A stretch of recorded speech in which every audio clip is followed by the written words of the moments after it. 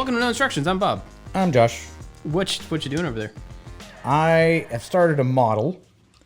I don't know what it is.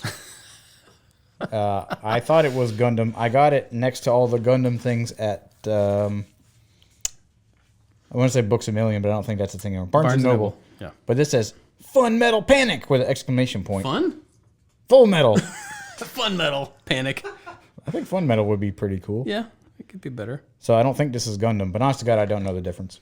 Yeah, it's funny. Asian-style giant robot with fighting weapons. I am doing a Gundam model, oddly enough. We didn't really plan that, but and this is the good old RX-782 Gundam EF-SF prototype close combat mobile suit. Mm-hmm. You know that one, right? Yeah, everybody's favorite. Yeah. Whoa, the camera switched. It's this one, which I don't know anything about Gundam. We've talked about this before, but this is the one that I think of. Now, when you look it up, there's a billion different suits. There's all sorts of different characters. There's even more in the box. This version, whatever, is the one that I think of. This is one of the Bandai sets that snap together and posable. Mm-hmm. As is this one, even though it may not be the same property. Maybe it is. Sorry, my microphone. It's very wiggly. Wiggly microphone. I hope it doesn't equate to like a whole bunch of squeals and scary sounds. We can blame it on you. That's fine. I didn't hear anything.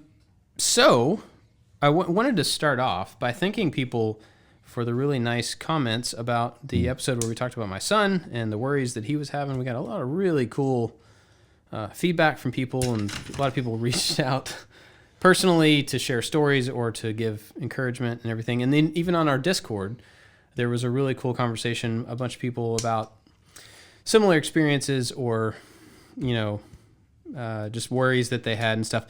All that to say, my son is doing a lot better. And actually, I think kind of the day that we recorded that, the next day, all that stuff started to kind of fall away. That's good. And he hasn't really had any of the worry. He's coming back to himself. I think that stuff made an impression on him, and hopefully will have some long-term maturity stuff to it. But it doesn't have, at least now, any like lasting problems or anxiety or anything. So, well, honestly, it's given me pause lately because whenever I go to work or if I leave the house, like my son, like hugs me extra hard and like doesn't want to let go and has this weird kind of like look of dread on his face. And maybe I'm a little more in tune to it because of the story with your son. And he hasn't outright said anything about it. And maybe I should bring it up. Yeah. Like, I've noticed. Like, I don't know. interesting. Yeah, I mean, I don't know that I would bring it up to, the can of worms that you may not want to get into yet, depending on his age and level of thinking about that stuff. But maybe just saying thanks for the extra love. That might be a good way to, acknowledge it.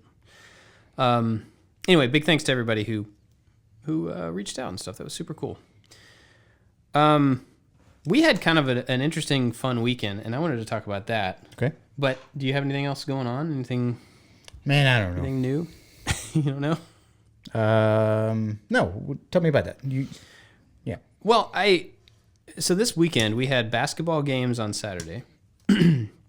Our kids are doing upward basketball through our church, and I'm not a big sports person, but a couple of years ago we started doing the upward basketball thing with them. We did it with the older one, I think, and my daughter did cheerleading the first year, and then she watched people play basketball and realized she wanted to play basketball. So we're in our third year of this. And now all four of them are playing basketball. They all are really enjoying it this year. They have a little more motor control. My throat is acting weird again, so I feel like I'm going to cough a lot, and I apologize ahead of time. Anyway, so we had basketball from first game was at 9 a.m., and then there was an hour, and then another game at 11, and then there was an hour, and then there was another game at 1, because two of them were on the same team. So we were at basketball from about 8:30 to about 2:30 in one place. That's a long time. It was a long time to sit there. In the most comfortable bleacher seats you could possibly have, I imagine. Yep, just super comfortable aluminum. Plush. Yep. Anyway, so we did that. It was a lot of basketball. And we told them we were going to have a really full day because right after that, they knew they were going to these games, and then we were going straight from there to a birthday party at a Holiday Inn Express. Sounds like a commercial. Which is very silly. It is silly, but it's winter. It's cold. Yeah. And there's a couple of hotels around here that have indoor heated pools. And so a lot of people who have birthdays in the summer or in the winter, they'll rent out the pool at a hotel. Smart. Yeah. Anyway, so I've heard of that at this other hotel, which is like a little bit bigger. The indoor pool is in this like indoor courtyard, with like lots of windows, and it's got more to it. This one is a Holiday Inn Express. So the pool is like as big as this table. And it's in a room that is 100% tile. And then the kid whose birthday it was, they're friends of ours. I mean, it's a good kid and everything, but he's like 4, very young. And so the people that were invited to his birthday party were also around that age, and there were 30 of them. And then you put them all in this tile room, screaming because they're excited about the pool, and goodness, rattled my teeth. That's how shrill and loud. And anyway, so we went to this party, and then we were there for an hour and a half or something like that. Then we got right back in the car and went to Louisville, and we surprised the kids with. Did you just cut yourself? I stabbed myself with an X-Acto knife. Please continue. Don't do that. You all right? I wasn't fond of the decision after it happened. There wasn't a whole lot of prior planning. I should do Please that again continue. sometime I'm and see sorry. if I like it next time. I'm attentively listening. Anyway, so we get back in the car and we drive them to Louisville, and we surprise them by taking them to Harlem Globetrotters. Now, we didn't tell them that we were going to do this for a couple of reasons, and that's what I wanted to talk about. Okay. Because I think we both have the experience, and probably most parents have the experience, when you plan something you think is going to be fun for the kids. There's 2 problems with telling them ahead of time. One, if you tell them and they're really excited, then they irritate you. They freak out. From that moment until it happens, and they just like ask and ask and ask, and it's just like, ugh, and then you don't want to do it because you're, irritated. The other option is, and this is what happens more often with our kids, at least 1, if not 2 of the 4 will go, I don't want to do that. Yep. And then from that point to when the thing actually happens, when they actually get the thing that they're going to love, there's this like lopsided, half of them are excited, half of them are just dreading and mopey because they don't want to go do the thing. So we told them, we're not telling you what we're doing. And they would ask over and over all day long, we're not telling you. And here's why. And we would lay it out, like, because I don't want to hear you complain. And you're going to enjoy it whether you think you're going to enjoy it or not. So we're just going to let you find out when you get there. So we go to the Yum Center. Did you know that it's called the Yum Center? Yes. I thought that was so good. It's the KFC Yum Center. It's not even the Yum. Yeah. You gotta say the whole name. The KFC Yum Center. Which I thought was dumb. And your dad was like, well, that's the name of the holding company that owns KFC and Taco Bell and whatever else. He's like, that's their name. I'm like, what's a stupid name? It's still kind of dumb, but it is the name. Anyway, so you go up to this giant stadium in Louisville, downtown. It's on the river. I think it's relatively new, last 10 years or so. It looks really it's nice. it's a very nice. That's where place. the speakeasy is that we talked about. It's like right next to it. Oh yeah, I think we drove past that. I think I noticed. Is it called the Prohibition something or other? Oh. There's no signs. Oh, okay. Never mind that. We drove past a Prohibition bar, restaurant, something. Anyway, we also went to Taco Luchador. Mm-hmm. I've been there before. Have you been to that one? Yep. It was good. Anthony told us. This was a weekend of food recommendations from Anthony. Where did you go? We went to a place called the Pine Room. It was date night for me and Mama. The Pine Room. Yeah, we have our babysitter kind of on retainer. Mm-hmm. And she's coming again sometime at the end of this month, and then again next month, and then again the month after that. So she's here like pretty much every night between now and July. Yeah. And so we went to a nice restaurant, just me and my wife, on Anthony's recommendation, even though he had never been there before. I can vouch for it. It was great. Cool. Super delicious. Awesome. Anyway, so we didn't tell him what we were doing. We drive to the Yum Center. We get out. We have to park, in a lot. So we get out in downtown Louisville, and we're walking around. It's super cold. And the kids are just like, what are we doing? Please tell us what we're doing. We walk towards the Yum Center. There's this giant building. They see the name. They see Louisville Cardinals stuff all over it. I guess that's where the Cards play. And it's the arena. It's like the basketball arena. Yeah. So they are still looking at this place. They're like, what are we doing here? We don't know what this is. And they keep asking, and the closer we get, the more they ask. We go in. We show them the tickets. we go inside. There's Harlem Globetrotter stuff everywhere. There's like signs and merch tables and people in jerseys and just everywhere. And they don't know what it is, so that doesn't help them figure it out at all, which I thought was really funny. So we go up to the thing, we walk into this arena, and they're like, wow, this place is huge. Like, what is this? And they can see it's a basketball court. And they're like, oh, we're going to watch a basketball game? And they were so confused. And we got to our seats, sat down, and they were all just still staring at me like, what are we doing here? And it felt so good to like, gotcha. Like, we got you all the way to this point without you having anything to complain about. It's been a mystery. And so we kind of explained to him, yeah, we're going to watch a basketball game, but it's kind of also a performance. And I watched them when I was a kid, and it's really fun and really silly. And they were still just kind of like, I don't really understand. Like, this doesn't. They had never, I guess, heard of the Yeah, because they didn't watch Globetrotters. like Scooby-Doo and stuff Exactly. back in the day where Right. the Harlem Globetrotters showed up in like every Yeah. regularly scheduled kids cartoon. But they didn't get the concept of it being a sports thing and fun. Yeah. That came out wrong. And comedy. Yeah, So a zany sports event. yeah. And so they really did not know what to expect. And so I was like, guys, just sit back. We'll get some pretzels. Enjoy. And there was not a single complaint the entire time. Good. They had a blast. It was as silly as I remember it being, but very updated. And we were there I was worried that it would be too long because they say it's like an NBA length game, which can be like 3 hours sometimes. And it wasn't. It was an hour 45. So it was just the right amount of time. Enough stuff happened throughout it that they really enjoyed it. But after the fact, I was still kind of like really happy with the fact that we got them there without them knowing what was going on and didn't give them the chance to decide ahead of time that they weren't going to like something. We just dropped them in it, and they immediately found that they liked it. And honestly, it was kind of the same thing we did with Disney, not for the same reason.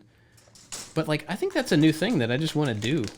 I just want to surprise the kids with fun stuff that they don't know is coming. Yep. Because they don't know, like they don't have the chance to go like, well, I don't wanna. They're just like, wait, what? We're doing what? It's right now? Like it's starting? And then they hopefully usually find out that they like it. My oldest son is the lawyer in the bunch, and like, well, you said this, or you said we could go to here, or and he holds on to like every word. Yeah. So there was a dedicated moment years ago where I'm like, well, I'm just going to be extremely non-committal. And for those very reasons, it's not like, I would like to believe that it's the whimsy of parenthood that like I can surprise them. Man. There goes right there. Dropped a piece. They're like, I could surprise you and see the look of joy. And it's like, no, I don't want to tell you because then I'm held to account Yeah. to like the most tiny thing. And so now, hey, Dad, can we go to this thing? I go, oh, maybe. Like everything from me to him is maybe. And like, where are we going to dinner? I'm like, you'll find out when we get there for that very reason. You said that we could go that one time. You said if we were ever in Louisville, we could go to this one place. I'm like, Well, someday when we're in now is not that time. And I find it, yes, it does add to the whimsy of the moment, but it's much less of a hassle when you Yeah. set expectations beforehand because there's so many of them Yeah. that you don't know each one of their tastes. And in my family, if the older one is like, ugh, then the middle one is like, yeah, ew. Right. Why are we upset? Because of ew? Oh, yeah, ew. And so, yeah, I think it was a smart move. Yeah. What did they like about the show? Have you ever seen the Globetrotters? Not in person, no. They used to come to like military bases because it's a tour of it. Oh, you know, yeah. And they would show up and they would do a thing, but I don't know. I never really liked basketball. So, I mean, it's impressive what they do, hands down. Yeah. But I don't know. It's never been something that's piqued my interest. I mean, I've never been into basketball either, but it is surprisingly a lot of fun just to watch. I think not even the tricks as much as just the fact that it's this weird mix of choreographed and stuff that couldn't possibly be choreographed because you have a normal number of people for two basketball teams on the court at the same time, but then you also have like other random people that will just come on. Like sometimes they'll have like 7 Globetrotters on the floor. Pretty sure that's not in basketball. I don't know a whole lot about it, but So like they're really loose, all the refs are in on it and everything.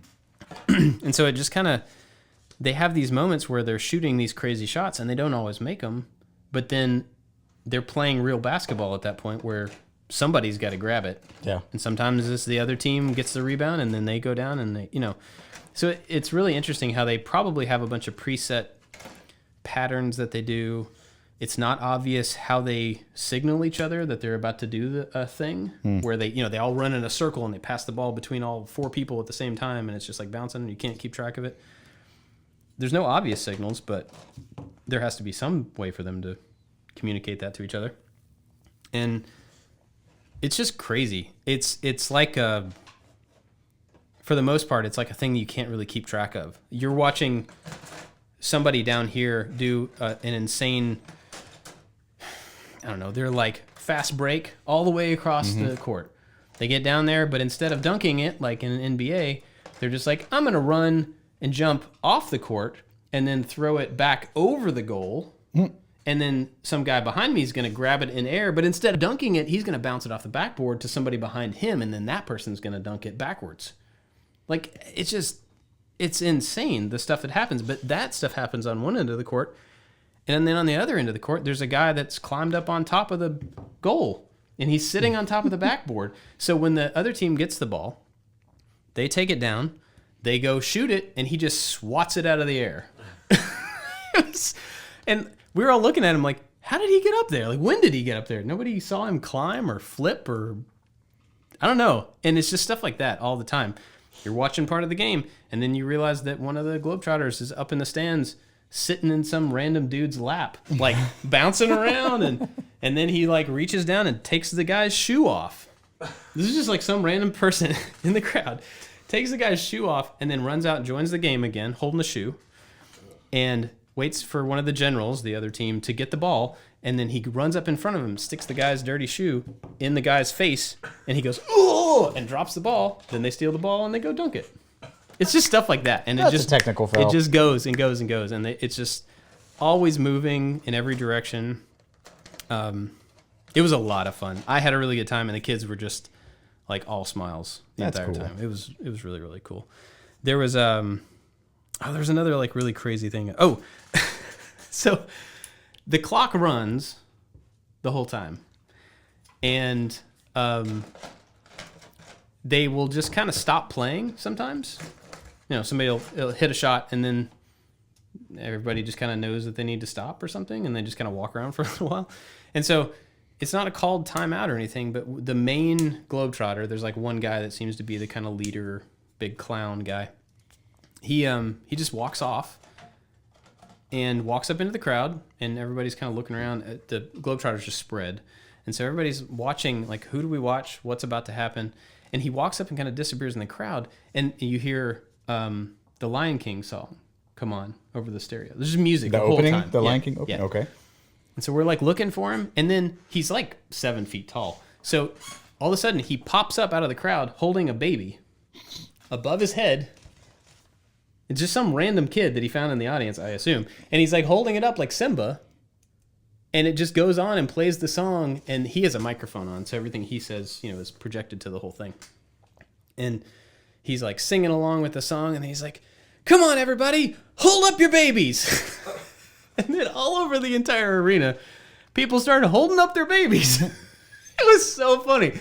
I could not stop laughing because it was so ridiculous and out of nowhere and had nothing to do with anything else. He just did it. I mean, obviously they had planned it because they had the music, but it was so funny, and people totally went along with it. And other players were going around and grabbing kids and just like lifting them up above their heads, and then parents were doing it, and kids with basketballs were holding their basketballs up in the air.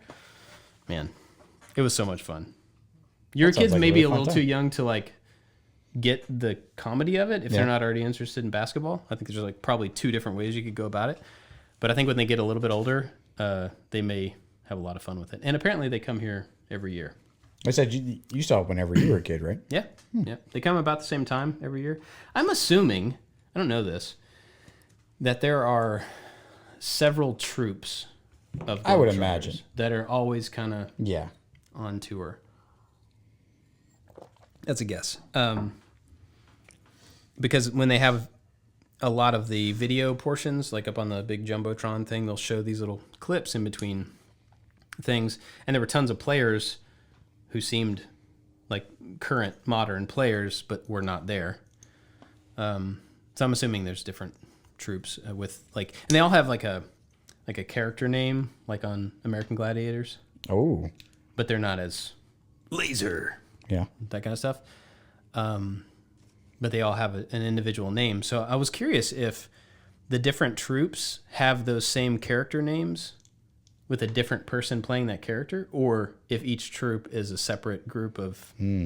Has their own persona. Yeah. Their own, And I think it'd be pretty easy to, have two of this person and just use the same persona across different troops. But then some of them, I don't know, like there was one guy named Flip, and he was doing flips. He would just do like flat foot front flips in the middle of a basketball court while he's throwing the ball to somebody. It was really crazy. Well, in that same kind of vein as like choreographed sporting events that seem really fun and interesting, but I'm imagining that is completely planned out on the backside, like on purpose. Like you not noticing that guy climbing up on the thing, like that had to been like, let's draw their attention over here so that no one's done it. So Right. Last night, my oldest son and I were watching The Toys That Made Us, and we watched the wrestling figures one. Oh yeah, haven't seen that one yet. I mean, I didn't really care a whole lot about wrestling. I watched wrestling for a little while, and it was kind of weird because I guess the wrestling toys were targeted, or like the big drama section around wrestling toys was like when I was a kid, and they talked about the different wrestling organizations and how Ted Turner had one and how Vince McMahon had one, and it was this whole big thing. And so my son knows nothing about wrestling, had never seen wrestling. And he's looking at these superhuman, like, behemoth guys, like, and he's like, that guy has a snake? I'm like, oh, yeah, his name is Jake the Snake. He's like, he takes the snake and he wrestles with the snake? I'm like, no, he just, like, has it and it looks cool. He's like, does he throw the snake at people? I'm like, no, man, it's just... That would it's be a like good thing. idea. Yeah. And so he watches them, like, hit each other with chairs and, like, jump off the thing. He's like, whoa! I'm like, hold on. All of this is not real. Like, it's choreographed. The thing is bouncy. And he's like, what? He's like, but... It looked like he just like hit that guy. I'm like, I know, that's the allure of this whole thing. Yeah. So he's looking at the toys and he thinks like, some of the toys are kind of neat looking, but it cuts to like the actual wrestling scenes and he's like getting excited about it. He's like, is this still on TV? I'm like, I don't know. but calm down. I don't know, but we can go see it live. And then they started talking about like Monday Night Raw and Monday Night Nitro or whatever, like the two competing wrestling companies. Like they had two shows, and they scheduled the show at the exact same time slot on the exact same day on purpose. Whoa. Yeah. Wow. Yeah. And I remember as a kid, like, I don't know how I thought wrestling was cool. It might have been some kids at school did a thing or like thought it was neat. And so I remember watching it, and I remember like flipping back between TNT and whatever the other channel was to watch this. And I was like, That's funny. I completely forgot about that as being a thing. And I remember at the time, like, did I think that was real or that this stuff was real? Like, I might have. I don't remember. Because I remember there was a wrestler named Yokozuna. And he was a sumo wrestler. And he would, like, jump off the ring and, like, land on people. And I'm like, that guy must be dead. He's got crushed by this, like, 380-pound guy. And I think the memory while I was watching this, I remember telling my dad that. And he was going like, interesting. Yep. And he completely knew that it was fake. And watching my son just, like, be introduced to this whole new thing, like, man, these dudes are super buff and they're just like beating each other up and like, whoa, and there's fire and it's so theatric. And so in the conversation about the Globetrotters, not that the Globetrotters are like faking anything, but like this whole thing is choreographed. Like there's so much more to this than you recognize. Doesn't take away necessarily from the Globetrotters like physical prowess of playing basketball or these super massively buff like people that can probably take a punch and throw people off a thing. Yeah. But I had to temper his excitement for a second and going like, oh man, he could be into wrestling. And then I went, well, I was into wrestling at this one brief little flash pan moment in my life. It's not a bad thing. Right. It's funny though, because like a lot of adults who, I think it's pretty obvious that it's fake. A lot of people still really enjoy watching it, even though they know that it's choreographed and that they're characters and that, all that stuff. There's drama instilled in it. And I mean, it's just like a soap opera. Like, I don't think anyone actually thinks that soap operas are real, but they're like That would be the interesting. longest running series that have been on TV. That's And, true. Yeah. I mean, even like the Real Housewives of whatever. Like, just because you put real in the name doesn't mean that that's what people really look like. And it's interjected drama and interjected kind of scenarios that, I don't know, people just find as a distraction from real life. It's just a glimpse into someone else's world. And for the Globetrotters, like, I'm sure that some of those guys were professional, like, basketball players in some fashion, either here in the States or like in Europe or somewhere else where like they've cut their teeth on actually playing basketball, and now they're doing like crazy trick shots and like spinning on their finger and doing a bunch of stuff that if like they were to do that in the game, the shot clock would expire or someone would just steal the ball from them while they're trying to do all that. So going to a basketball game versus going to the Globetrotters, like there's drama and there's whimsy like interjected into it. And like that could be fun and like really entertaining. And then I looked at wrestling like, no, wrestling's dumb. I'm like, well, wrestling is pretty much the exact, It's the same exact thing. Yeah. There's a lot more sweaty dudes. That's true. And there's a different aggression to it, which may Right. not be a thing that I would necessarily like. If I had the choice between the Globetrotters and wrestling, the aggression would not be something I would want to encourage within the kids. Because the Globetrotters thing is really lighthearted and fun. And in fact, this time more than when I was a kid, at least that I remember, the Generals were this like, oh yeah, this time we're going to beat the Globetrotters. And they were just real mean. And like one time, The Captain Planet villains. yeah, pretty much. Like one time the main team captain or whatever of the Generals like pushed down the main Globetrotter. He shoved him and he landed on his shoulder and like had to get carted off, which was all part of this, thing. But everybody's booing, for Generals are terrible. And they're like, mouthing off to the crowd and stuff. They made it a lot more of a dichotomy, whereas it used to be just like, we're the Generals, we're a real basketball team, we're going to do our best to beat the Globetrotters. And then they never did. Yeah. And now it's just like, we're finally going to take you down. But speaking of wrestling, my youngest somehow has wrestling toys. Yeah, he does. And I don't know why. We have never been able to figure it out. My wife grew up watching wrestling with her dad. I didn't at all. Like Wrestling? Did I say wrestling? No. That was the distinction when I was a kid because there were people on the wrestling team. Oh, okay. And then there was the stuff you see on TV. And so Wrestling. in the South, it was you got to watch wrestling or you're going to wrestling Wrestling. practice. Like there was a clear distinction Gotcha. in your vernacular. Well, she used to watch that, so she has kind of a soft spot for like, the I don't know, Hulk Hogan and whatever, because it was a thing she enjoyed with her dad. And that's cool. I don't care anything about it. But it's really funny that like my youngest he just likes the toys. And so he's never seen wrestling, I don't think. He doesn't know any of the character names or anything other than like The Rock, because he's in movies. And John Cena, he knows the two of them from other movies. But it's so funny. We have like wrestling toys for no particular reason. They're just floating around. And like one year she was really excited to get him a Hulk Hogan and an Andre the Giant wrestling figure. And I'm like, he doesn't know who these people are. Oh, Deke saw Andre the Giant and he was like, that's the guy from Princess Bride. Yeah, I'm that's like, where they knew him too. Yep. It sure is. Good job, buddy. That's what he's known for. You should like focus on that.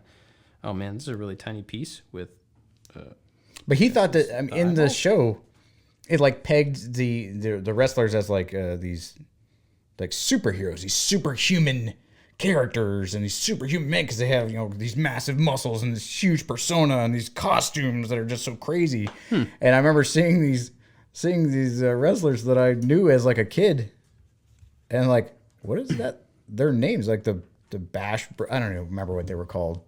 But like these dudes with like these massive shoulder pads, like football player shoulder pads with huge spikes on them. And I remember like in the 80s, like those guys were just this omnipresent kind of thing. Like Hulk Hogan was a thing. yeah. Randy Savage was in Spider-Man, like the first Spider-Man movie. Oh yeah. And it's just like it's so strange how like if you had never seen wrestling, you could equate that person in your head to like something that you may have seen tangentially. But like, why? Why? It's not like he's a gold medal athlete, which I think one of them have actually been. Like there was a guy who actually won the gold medal in wrestling and did some other sports. I don't know. He might have been an MMA fighter. Oh. But like, and even that, there was a huge MMA fight the other day between Colin McGregor and this guy called the Cowboy. And I mean, I know very little about MMA fighting because you got to pay to watch it. But I mean, Colin McGregor, I guess, is this Irish guy who has a big loud mouth and is big and cocky and hooray, and he makes a bunch of money. And so, like, he fought this guy, and there was a big fight. And I remember my wife, like, looking at the commercials and stuff, and she's like, ugh, like, man, that is just so barbaric and ridiculous. And I'm like, well, yeah. But those guys are doing what all the wrestlers are faking that they're doing. Right. Or doing, not I would say faking, like holding back or using springy boards or whatever. And it's crazy. It's kind of nuts how Yeah. the dichotomy there. Yeah, but I mean, I get the.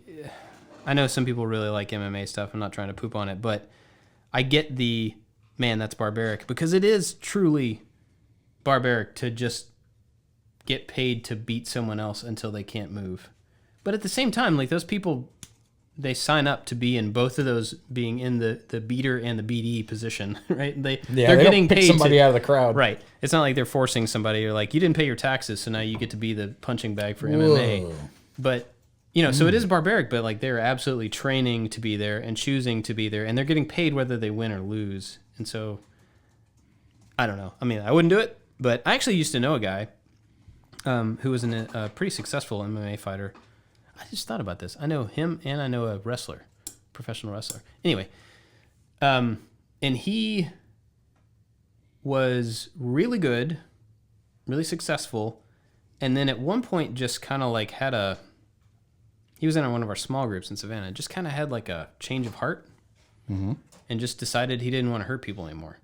So he stopped competing, even though, you know, there's like bounds to it and you're doing it in a certain context and all this stuff. But I guess something in him changed about that. Maybe when he came to faith or something. I don't know. But he went from that to training. And so then he taught self-defense. So he would be, you know, a BJJ trainer or whatever. And so he would teach people to protect themselves from the point of view of, like, I was in these fights and did this kind of stuff, not from just a self-defense perspective, but he kind of took a different angle to it. And that was pretty fascinating. I always kind of wanted to take one of his classes, but never did. The other thing that's kind of funny that I just realized was that one of the girls that my wife grew up with in the small town in Florida, I think she was a teacher. And we met her, like, I met her when we first got married. She was just like one of her friends at like some get together or whatever. She went on to become a diva, like one of the WWE divas, and then married The Undertaker. What? Yeah. Whoa. Her name's Michelle McCool. If anybody's into wrestling, you may know who Michelle McCool is. And that's actually her name, because that was her name before she went and did that stuff. But it was so weird. Like, one day we were just talking, and she was like, oh, yeah, I heard Michelle McCool's a wrestler now. And I'm like, what, the teacher one? So I think she was a teacher. I don't remember. But it was really just kind of odd. And then, you know, we haven't seen her in a long time, but even after she started doing that, she would come home in this small town in Florida and like show up at restaurants for, you know, when their class would get together, like people who went to high school together, and she would just show up. She was just regular old Michelle, except that she was a wrestler. Well, the show that we were watching focused on the toys and like the drama behind all the different toy manufacturers trying to produce these toys, like what they looked like, whether they were going to get the one wrestling company versus the other, and then dropping licenses. And I guess Hasbro ended up with like the main toy line. And then because there was an influx of like female wrestlers, or the demand for female wrestlers, they came up with not only like female wrestling looking toys, but like these Barbie style dolls. That was part of the like empowerment kind of movement, that like there's female wrestlers too. And that show constantly gets me, because I'm like, I don't really care about wrestling toys, or I don't really care about Barbie. It's super fascinating. There's more to everything. Like, no matter what it is, there just ends up being more to it. Yeah. It's pretty cool. We watched, when Forby was here, we watched a couple of the newest season of that one. We watched the Ninja Turtles, which I guess we talked about that a couple weeks ago. And then the Power Rangers one. And the Power Rangers were right after I would have been interested in that. And I mean, I watched the show some, but like I never had any of the toys, because it was like, well, I'm not going to buy those toys. You know, I'm a little too cool, a little too old now. But it was the same kind of thing, watching how that came to be and how it almost happened with Stan Lee and then it didn't and then it ended up coming back around and all the changes. I had no idea that Disney owned Power Rangers at one point. Really? Yeah. Oh, I didn't know that. There's all sorts of crazy stuff. So yeah, I mean, I'm with you. It ends up being a lot more interesting than I had expected. But that one opened up a greater conversation behind like the allure of people beating each other up, but like it's all a show and like it was so funny. Like I now as an adult and even as a teenager like thought like this is dumb. This is not for me anymore. Yeah. These people that are buying into this are crying in the audience because of the drama that's being inflicted. I'm like, come on, man. Those people are so far removed from reality. And then watching that particular episode, and it had the little like plush Hulk Hogan and plush like Macho Man Randy Savage little like pillow ones. I'm like, dude, my friends had those, and we used to throw them around. Oh yeah. And watching the two shows like I talked about, I'm like, oh yeah, I totally bought into this for a little while. I was like, so for me to kind of like, no, boy, this is dumb. Yeah. Like, nobody did that for me. I just enjoyed it. And it was innocent enough that I didn't grow up to become a steroid-ridden, like, hate monger beating up people. I mean, not yet, but there's still time. That's right. Boy can dream. But it was interesting and it was fun. And the Globetrotters conversation made me think of that, like, not in a bad way, but just that, like, choreographed show that you buy into. Everybody hold up your babies. Like, sure, why not? That gentleman who just spun a basketball in his finger told me to hold my baby up in the middle of a crowd. Like, that seems like a cool, logical thing to do right now. Let's do it. Yeah. And it'd be the same thing with like, oh, the Undertaker played scary music and told me I should hate this guy because he thinks he's bad. So boo, yes, I'm enjoying this. I'm part of a thing. And it's so fun how you can get swept up into just the fantasy of a live event or like a show. Mm-hmm. I mean, even like, did you ever go to the Medieval Times or those kind of themed restaurants? No, I've never actually been to one of those. I've always thought it would be kind of fun, but we went to the Arabian Nights, which I didn't want to. I wanted to go to the Nights one, the Medieval Times, because I wanted to see people fight. But we went to the Arabian Nights, and it's the same thing. Like they pick a person out of the audience, and they put the person like near this horse, and they get really scared, and then eventually they do a thing, and then the person gets like ripped off of the horse by like a guide wire on the ceiling. And you're like, oh, that person must have been in on it the whole time. yeah. You're like, dang it, they had me. I was in it. Like I was not even gullible is probably not the right word.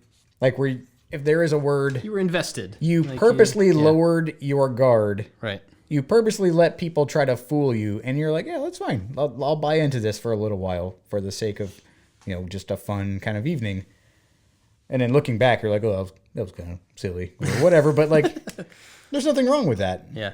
And I wonder if there's a thing now that I would not be so skeptical to just go, yeah, man, whatever. Let's go to the dinner where we can eat fried chicken and not drink Pepsi in Medieval Times and watch the Red Knight hit the Black Knight. Yeah. Well, when we were in Disney, so you remember the Indiana Jones Stunt Spectacular? Mm-hmm. So even in that, and I've seen that many times in my life, and I had forgotten that there's a plant in the extras. We watched it twice on this past trip. So they go around at the beginning of the thing. You see them come up. They pull people out of the front few rows, and they take them up, and they have this conversation. And the whole show is, they're acting like they're filming a movie, but they're obviously telling you this is how we would do it if we were really filming Indiana Jones or whatever. And so then they pull these extras up, and they're saying, we're going to use these people as extras. And they go around, they introduce themselves, they say where they're from. And there's like 7 or 8 of them, so you lose track of who's who. Yep. And so they go through a couple of scenes, they do this stuff, the extras are all standing in the back, and then they're like, oh, now we're going to talk about like how to dodge a punch. And so they bring one of the extras out, they bring the stunt coordinator, and the stunt coordinator's like, all right, I'm gonna act like I punch you, and all you have to do is move out of the way. And so she takes a punch at this guy and punches him. He doesn't move out of the way, and he falls down. And you're like, oh, dang. Like, oops, he should have gotten out of the way. And then he stands up, and then she does it again, and then he falls down. But he, like, rolls over, like, over his head. And you're like, wait a second. And then she, like, is picking him up by his hair. So you're like, he's fine. And then she drops him, and his head's bouncing on the ground on this, like, mat thing. And you're like, wait a second. And then she swings, and he's, like, she's nowhere near him, and he does, like, a backflip. Oh. And you're like, oh, okay, well, they've been playing us the whole time You with got that me. person, It was the same kind of thing. Like, I've seen that before, but I was invested in, oh, yeah, they're using extras. Like, this will be interesting. totally forgot that they planted one. Same kind of thing, but it was still fun. So not a big deal, but excuse me. Anyway, the whole point of the Globetrotter thing was just, of bringing it up here was just to say that I think we're going to try to do more of that, finding fun things to do, not telling the kids about it beforehand, and just surprising them. Because it was really fun to see their reaction of just not having time to second guess it. They just had to all of a sudden start enjoying it. Excuse me, without, having time to go into it with, oh, I don't want to do this. Because I think if they don't have that chance, then maybe they're more likely to. Well, enjoy it for what it is. my wife did that exact same thing in a very culturally kind of fostering environment when I was gone to West Virginia for my grandfather's funeral. I called her on my way back and asked her, what she was doing because it was loud. And she's like, oh, I'm in Louisville right now. She's like, I took the kids to go see our friend Matt, who is an opera singer. Oh, yeah. They did a rendition of Cinderella where he and some other people were the ugly stepsisters. And it was at this museum downtown. And she's like, oh, I took the kids to go see Matt's opera. And I'm like, you took our 3 kids, our 9-year-old, 5-year-old, and 4-year-old to an opera? She's like, yeah. I'm like, and what are you doing now? She's like, oh, we're going out to dinner. I'm like, and now you're taking our 3 kids out to dinner in downtown Louisville. And she's like yelling at my daughter to not get hit by cars. I'm like, are you in control of what's going on right now? She's like, yeah, everything's fine. She just needed to, be told to stop. And I remember thinking, like, that was amazingly brave of you. And, like, as their teacher and their mother, like, good at you, because I would go, no. Oh, no. Right. That would definitely be a situation where I think that they would just hate life and ruin things. But she didn't tell them beforehand. She was like, yeah, we're going to go to Louisville, and maybe we'll go to, I don't know, maybe we'll go to Science Center, maybe we'll go do something. I don't even know what pretext she gave them. But she took them to an opera. And listening to Matt, because I guess it was in a kind of venue, and he has to project. As an opera singer, he's got to project. And he says, I belted out my first note. He's like, and the only thing I heard, he was talking to me, he's like, was your son going, oh my God! Oh my gosh. Oh my gosh. Like, he was screaming, like, belting out this tone, like that loud. And it made me laugh, and that's exactly one of those moments. If we were to explain to them what we were going to do, yeah, I can only imagine my reaction or their reaction. But just like, oh, just sit down real quick and just see what happens. Yeah. And just watch them be amazed. And hopefully the impression that moment set, like, he won't forget that. Right. And we went back to that area because we were going to the Science Center, which is downtown. And my middle son was, we're not going to go to the opera again, are we? I'm like, okay. Well, what did they think about it? Like, what did the kids say about it after you asked them about it? I got back like a day or two later, so I didn't really get a huge impression. My middle son apparently was not a fan.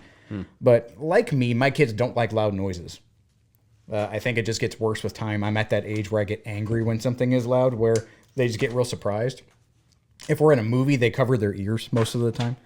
And so I imagine any feelings they had toward that, if it was loud, they didn't like it.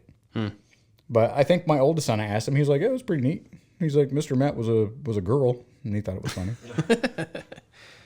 Yeah, I could see that being funny enough to carry the rest of the time, probably. Yeah. That's cool. But that, like, culturally engaging, like, let's go do something fun, exactly the things that you're talking about. Like, it will ultimately make them better, or an experience that hopefully they will remember. Mm-hmm. But that's how I operate most of my day, or most of my life. That my wife is so amazing that she would know that, like, I would enjoy something, where she just, like, doesn't want to tell me the whole story, so I don't have time to put. Interesting. Case in point. Okay. I was in the Army. I had to go to a leadership school course thing out in the woods, doing like HUA Army stuff, which I was not a fan of. Sleeping outside, doing that whole thing. It was in Germany. My wife drove from our house in Belgium to Germany, came to pick me up, and I talked to her, and we were going to swing back through Munich to go to Oktoberfest. And Oktoberfest is the most fun I think I've had in all my days. It was amazing. But I knew from experience flying to Munich that staying in a hotel in Munich is very expensive. So I used to fly there with the helicopters. And I was like sleeping in tents, and I'm like, I want to get a hotel. I don't want to sleep outside. Let's just get a nice place. It's going to be expensive. And so she looked and she was like, no, that's way too expensive. She wasn't doing it. So she just went ahead and made plans and just didn't tell me. So she came pick me up. I'm like, cool, we're going to go to a nice hotel in Munich to kind of wash off all this dirty army nastiness that I have on. And she's like, well, we're staying in a place called the Tent. Oh, I remember you telling me And this. I'm like, what is the Tent? Like, is that a fun, ironic name for a very nice place? And It's a super nice hotel inside of a tent, right? yeah, she's like, well, no. She's like, it's a pop-up hostel because everywhere else is really expensive. I'm like, well, I don't want to stay in a place called the Tent. She's like, well, it's not like a tent like you would think. Because we used to go camping in Switzerland. And she's like, I was gonna bring our tent, but all those places are booked, and so we're gonna stay in the big tent. I'm like, I still, it's not computing, and I'm irritated with what you're telling me, and I don't want to do it, and I think it's a bad idea. And we get there, and literally, like, it's in this huge converted, like, dirt parking lot. And there's a bunch of, like, teenagers. It's a hostel type thing. And there's just, like, tents as far as I could see. And then this gigantic, like, circus tent with the stripes and the whole deal. And we go and check into this little, like, wooden hut thing. And there's, like, a lady over there cooking, like, a huge pot of, like, stew that you can throw €1 in a cup and, like, get a big bowl because everybody's just, like, poor, weary travelers. There's a big bonfire and everybody's hanging around the bonfire. So we go into the tent, and it's just, like, a massive circus tent just with bunk beds as far as I can see. Lockers along the wall. Like, there's a bathroom over there and a bathroom over there. And we pull up to, like, our bunk bed. Amongst the row of bunk beds, I'm like, this is the exact opposite of what I said I wanted to do. You're ruining this for me. And then we put all our stuff down, and I kind of slowly, like, we went out to go hang out around the bonfire with some people, and they were really nice people. The lady, like, cooked the food, and the food was amazing, and it was dirt cheap. And I'm like, well, okay, this is kind of fun. And then we took the little, like, the streetcar things down to the actual Oktoberfest and had a fantastic time with a whole bunch of strangers. Came back to the tent again, made even more, like, single-serving stranger friends around this fire. It was such an amazingly fun time that if told appropriately beforehand, I would have nixed that entire thing and go, you know what, we'll just scrap this and do it some other time. Right. And missed that entire opportunity just because of a preconceived notion that I thought it was going to be bad. So I apologize to my wife that not only does she has to deal with my attitude toward new things, that she now has to deal with the minions' attitude toward new things. So it's a double whammy. Yeah. But she is strong enough to kind of mentally and physically carry us all to those things that she knows that we're going to enjoy. She's a mother, and that's what they do, which is pretty amazing. Yeah. My wife Yeah, is because good at if that presented too. like, hey, do you want to take all the kids to Louisville to a rock opera? And then Or go we out could to stay a home and not nice- talk to each other. Yeah. I'm like, man, we got Disney Plus. Why in the world would I want to go out and do anything that sounds like that? They're going to whine. Yeah. Ugh. And Yeah. like, that's sad that is my threshold for not wanting to do an amazing thing that is going to be a lasting, silly kind of memory, is that they're going to whine. For a few minutes. Yeah. I'm the same way. Like, it's a terrible thing to be so inconvenienced by, but that's my initial reaction too, you know? I'd like to be better about that for sure. And I mean, I think I'm probably the same way. Like, I don't like to do things that I don't like to do, which sounds obvious, but it's not, because my wife will happily go along with anything, whether she wants to do it or not, because if it makes somebody else happy, sure, she'll do it. I'm not that way. I would aspire to be that way. But if I don't want to do something, I will look for ways to not do it, because I'm grumpy and old and selfish. And That birthday party you explained? yeah. Ooh. My initial reaction, and probably out loud, would be, wow, that sounds like something I don't want to do. Yeah. Well, see, what's interesting is I like the people that we were going to the thing, but I knew that it would be standing around. I didn't know it was going to be in an echo chamber, but I knew it would be standing around for an hour and a half, doing nothing with people that I don't really know. I know a few of them, but not well enough to, like, Warrant that kind of misery? well, I mean, it's different. If you're sitting down at a table with people you barely know, you have a chance to get to talk to Like at the them. bowling alley? Yeah, I but, love your kids to death. With that bowling alley, I was about to explode but on the yeah, inside. being in a place where you can't actually talk to people that you don't know and you're just stuck being with them, but you can't actually engage them because it's so loud or it's so hectic or it's so whatever. Like, that's not fun. And I went into it knowing, like, man, I'm gonna do my best here, but I'm not looking forward to being in this situation. And then when I got there, it was louder than I expected, and it was fine. Whatever. It's not a big deal. I'm not trying to complain.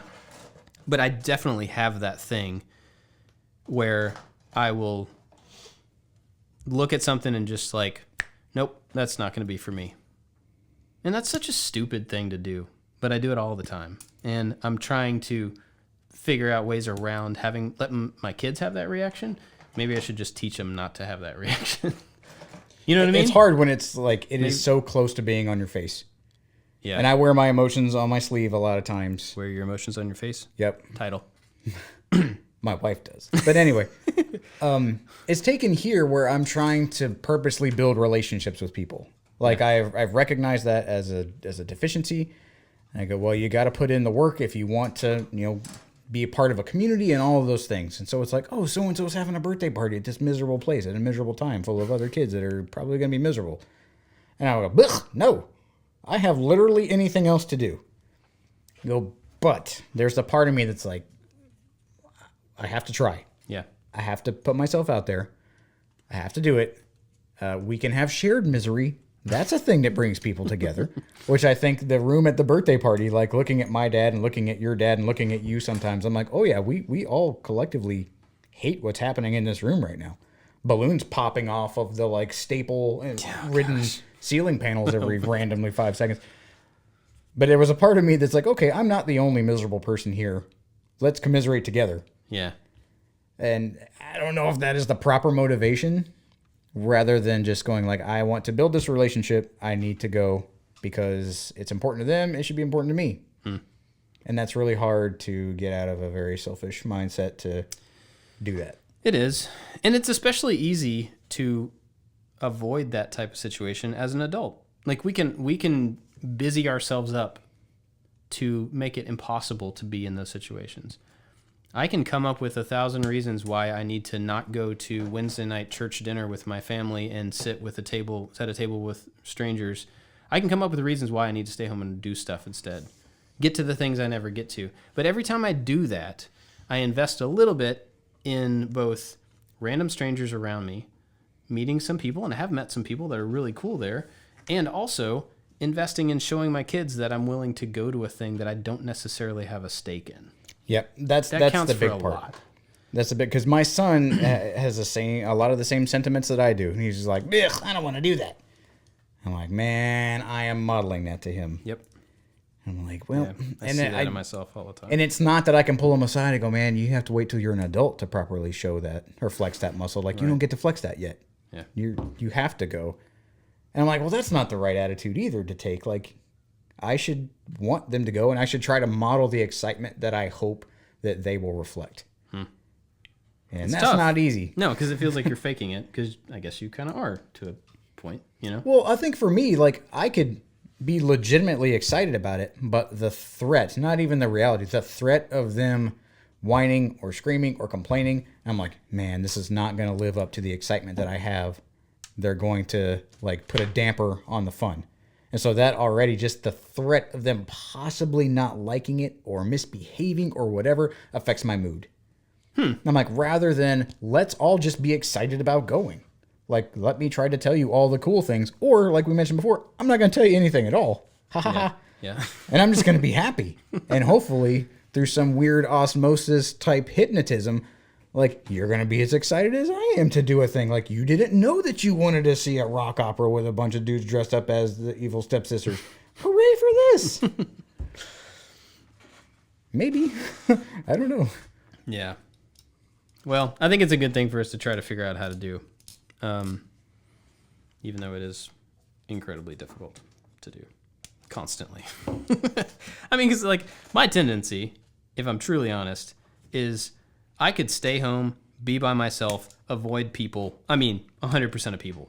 Avoid my wife, my kids. I could be in a room by myself and be just fine. That's not good for you.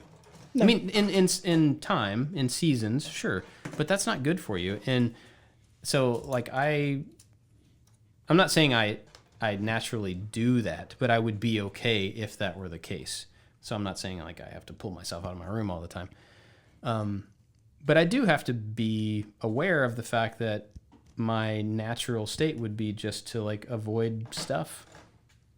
Put my head down, do the thing that I'm thinking about or that I'm interested in, and just let the other stuff go and not really invest in it. But, like, as an adult, we've talked about this before. It's like super hard to make friends. It's super hard to have a few people to really click with and connect with and have stuff in common with. But if you don't make the basic effort to like go to things, be out of your house, like you're never going to have the chance to have those few little things. And that's where I have to catch myself. Like, yes, I need to go make a little effort here, because that little effort could turn into a thing that becomes an actual friendship. I don't want 1,000 friends. I want a few good friends. Mm-hmm. And that person may be out there, but if I don't leave my house, I'm never going to find him. Case in point, there's a couple here in town that we have gotten to know a little bit. Jenny knows them from her gym and my daughter's gymnastics team. And so she kind of met them. And I was like, she would say these names. She always says names. She knows a billion people. So she'll like, oh, saw so-and-so today and so-and-so. And I'm like, I don't really know who that is. And I don't remember because it's just a name. And if I haven't met the person, I don't retain the name and all the information about this stuff. So she's telling me about these people over and over and over and over and over and over and over. No concept of who they are. We go to soccer, and we finally get to be in the same place as this whole family. And I felt like such an idiot, but I started finally connecting the dots. I'm like, oh, that name that I heard one time and that name are married. Oh, and their kids are the kids that my kids talk about there being their friends. I'm like, wait a second. I'm the only one in my family who doesn't know everybody in this family. And I felt kind of stupid. Like, I have not been at, granted, I don't go to her gym. I'm not the one on the schedule that takes them to gymnastics. I don't have the chance to have been in those situations. So it's not like I was avoiding them, but everybody in the whole family knew everybody in their family except for me. And the dad of that family was like, when I finally got to meet him, he was like, man, your daughter's so awesome. Like, I love having her around. Our kids get along so well. And she was spending the night a couple weeks ago. And I'm like, oh, that's where she spent the night. Like, oh my gosh. Like, I should know this. And it really hit me that, like, I need to invest. These people seem awesome. The rest of my family already realized it, and I didn't. So now I need to invest in at least getting to know them. And I've gotten to know them, and we have a lot in common, and that's really cool. But it was a wake-up call for me. Yep. Because it wasn't like my wife met some people at a coffee shop and whatever. It was like the other 5 people in my family could call all 4 of them by name, and I didn't know any of them. That's in our house. That's the homeschool community. When I go to the store with my kids, dude, we were at Target, and my kids struck up a conversation with this other horde of kids, and this lady was talking to me like we were pals. I'm like, yeah, and I'm again like we talked about. I will try my best to reciprocate other people's kind of excitement, or like I will be extremely cordial and tactful because I have no reason to be rude to anybody. Yeah. Even though I have no idea who you are, I'm gonna give you the time of day because you're a human being and I respect you as a human being. And they were like chatting up, and I'm like, okay, I kind of want to get going because we were doing stuff, but they were having a good time. And they were like, okay, bye. And I'm like, yeah, neat.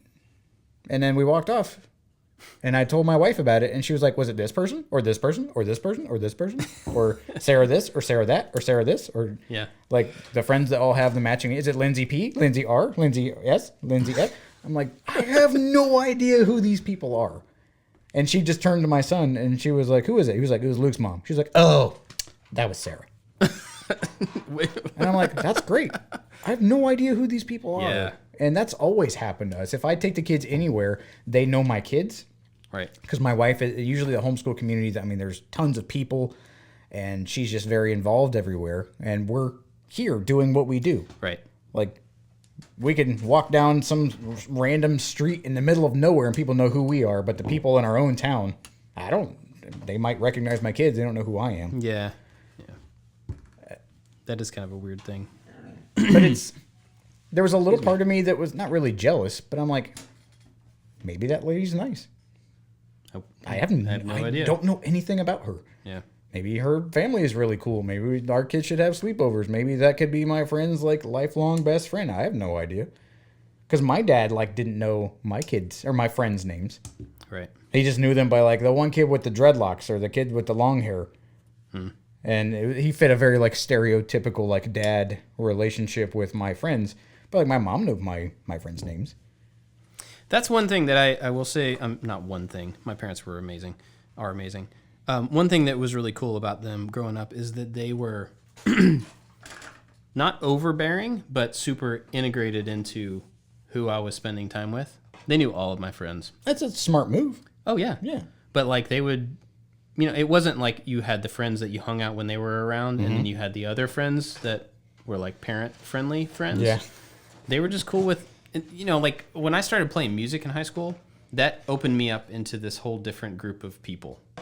Oh, Which you I had think the was a friends really- with the hippie hair. Yeah, it was like all the straight edge kids that were like in the punk rock bands and the hardcore, and it was a different group of people that I didn't grow up with, I didn't go to church with, I didn't necessarily go to school with. And all of a sudden I spent a lot of time with these kids, and they would come over. And when my parents were, my dad was working, my mom was in school, so she was gone after school. This is when I'm in like high school.